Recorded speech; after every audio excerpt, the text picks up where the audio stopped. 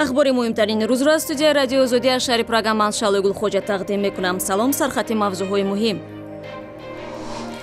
ترکیه فردی 26 ساله متهم با پرستاری گلمرود حلیمов فرمانده فراری توجیک را به تاجیکستان استرداد کرده است.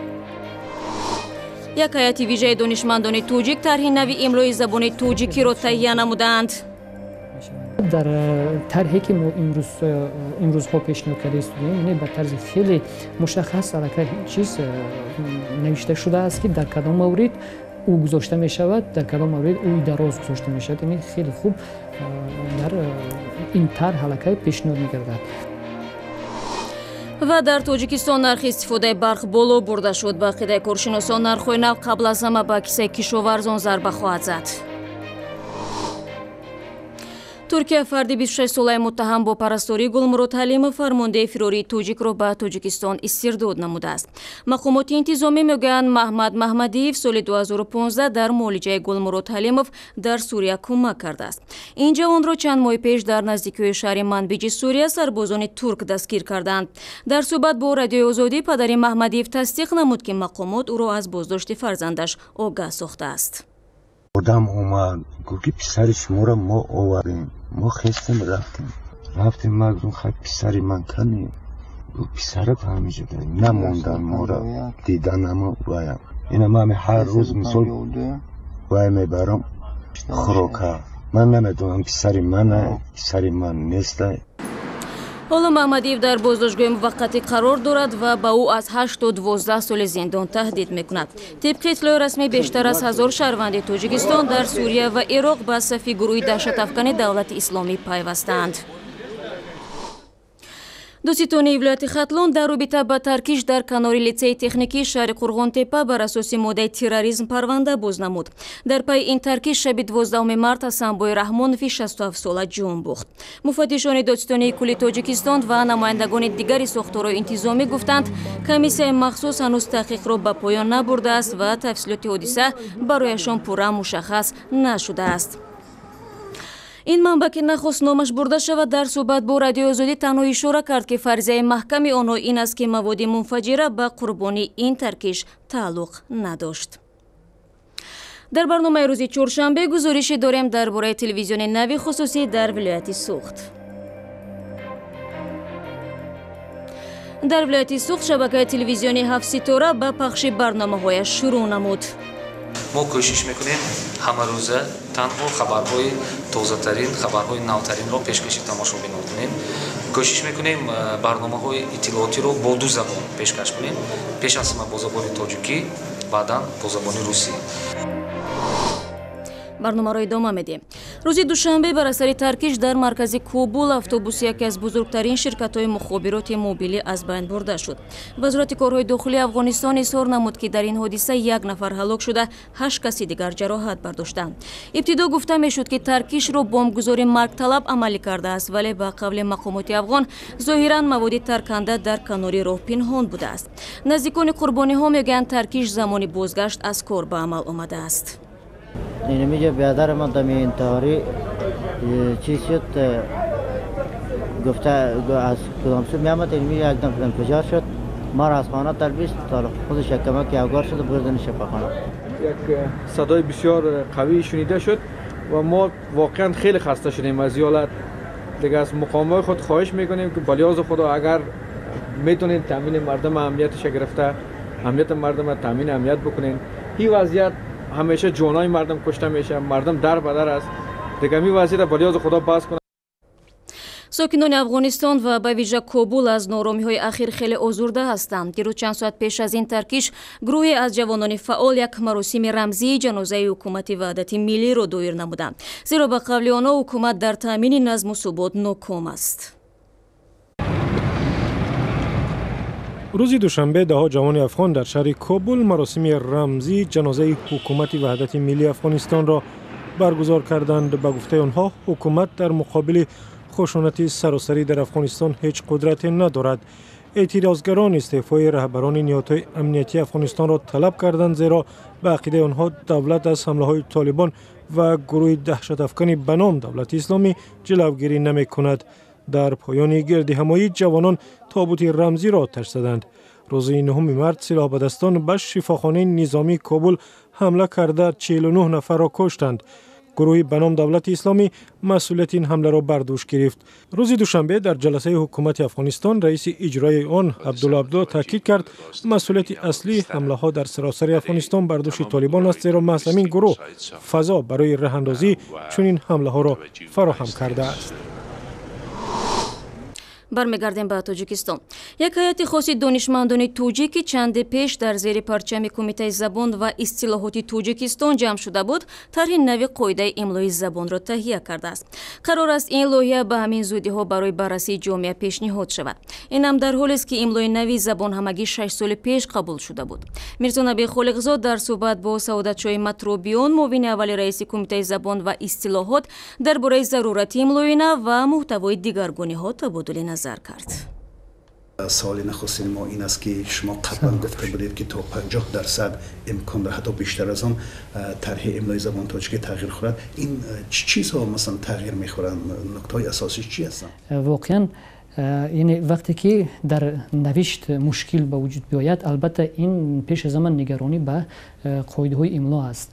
از این رو از جانب کمیته زبان و اصطلاحات نزد حکومت جمهوری تاجیکستان یعنی بار دیگر قاعده املای زبان تاجیکی موردی تحریر قرار گرفت و برای البته در تحریر نو پیشنهاد نمودن قاعده املای زبان تاجیکی یک گروه کاری برای تحریر قاعده املای زبان تاجیکی از جانب دانشمندان بسیار هم معروف تاجیکستان، یعنی زبانشناسان خیلی معروف، هم از دانشگاه و دانشکده ها و هم از انستیتوت زبان، ادبیات، شرقشناسی و میراث خطی اکادمی علمی جمهوری تاجیکستان دعوت شدند. یعنی به همین گروه وارد شدند و این گروه در مدت علاقه قریب 1 سال شده ایستاده است که یعنی گروه کاری کار کرد و طرح نوی قاعده املای زبان تاجیکی را علاقه آماده نمود. و از این تغییرات های جدی میتونید یک 3-4 مثال بیارید که مثلا این گونه در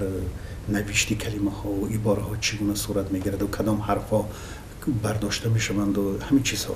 مثلا در خود بندی اول که در موردی طرز نوشتی صداناک او و ا، یعنی حرف های او و ا در طرز نوشت حرف های او، البته در قاعده در ترتیب الفبا و در خود الفبا یعنی نام این حرف اوی دراز آورده است. بنابر همین در این مورد تغییرات هست، چون که آن در قاعده املای سال 2011 این مسئله مورد محاکمه قرار گرفته بود، ولی در قاعده املای سال 2011 به طور مشخص گفته نشده است که در کدام مورد یعنی اوی دراز نویسنده می شود و در کدام مورد او نویسنده می شود. به طرز مشخص نیست.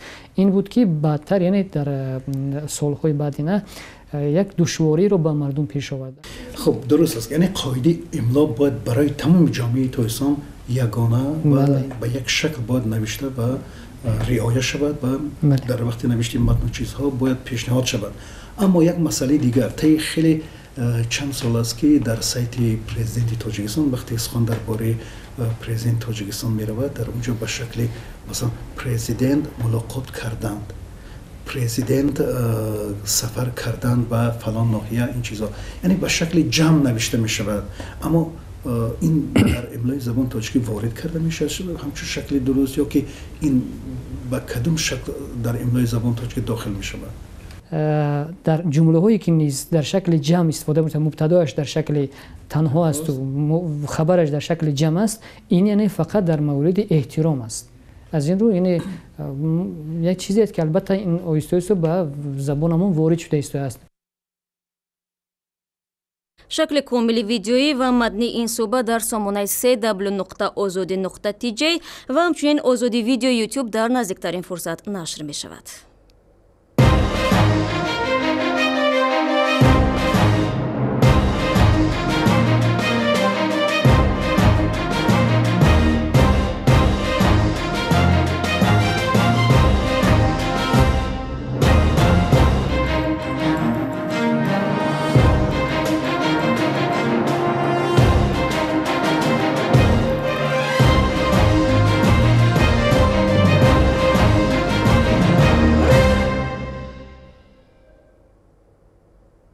رو می‌آوریم با دیگر خبرگزاری‌ها از تاجیکستان. در تاجیکستان نرخ استفاده برق برای برخی انشاءات و مؤسسه‌ها بالا برده شد. بازبینی نرخ‌ها بیشتر از همه به کیسه کشاورزان ضربه خواهد زد. برخی از دهقانان در صحبت با همکاران ما گفتند به این هم خرج آب پلیس برای آنها گران است و با افزودن نرخ نیروی برق کارشان مشکل‌تر می‌شود.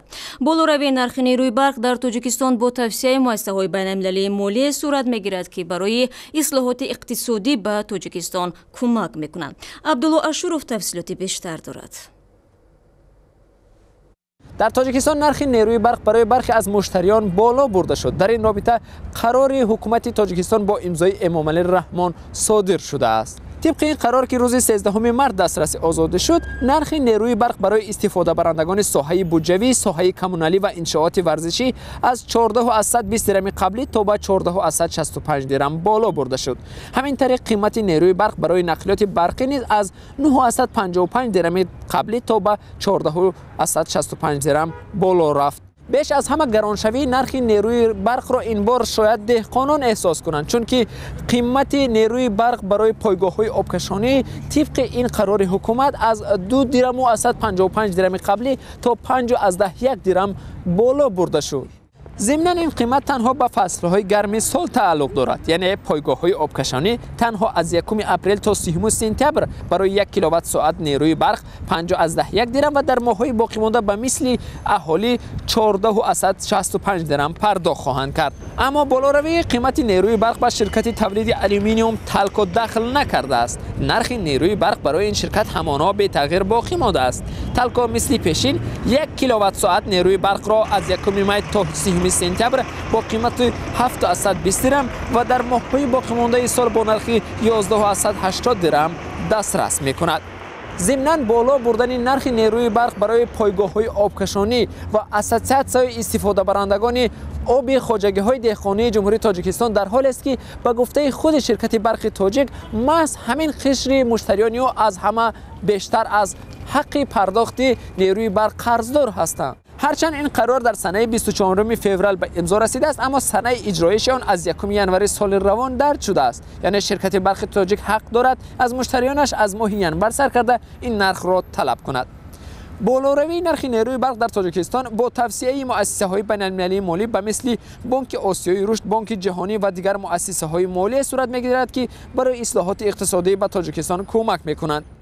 بالا بردن نرخ نیروی برق برای برخی مشتریان برق تاجیک و یا به عباره دیگر با تعریف‌های اهالی برابر کردن نرخ آن یکی از 13 طلب‌های بانک آسیایی رشد است. در صورت اجرا کردن این 13 شرط حکومت تاجیکستان حقوق پیدا می‌کند که از بانک آسیایی رشد 50 میلیون دلار کمکی به بازگشت دریافت کند. عبدالله اشورов، فرزان محمدی، رادیو آزادی، دوشنبه. در ادامه موضوع افزایش نرخ‌ها، بالاروی نرخ‌ها برای پرواز به روسیه اکثر مسافران را در تاجیکستان ناراحت کرده است. با آغاز موسم مهاجرت، شرکت‌های هوایی ارزش چیپته‌ها را به سمت مسکو و دیگر منطقه‌های روسیه بلند بردند. با مشاهده همکاران ما در نقطه‌های فروش چیپته هواپیمایی در دوشنبه نرخ از 2600 سومانی شروع شده تا به 3200 سومانی می‌رسد. تا یک ماه پیش ارزش چیپته تا 1800 سومانی را تشکیل می‌کرد.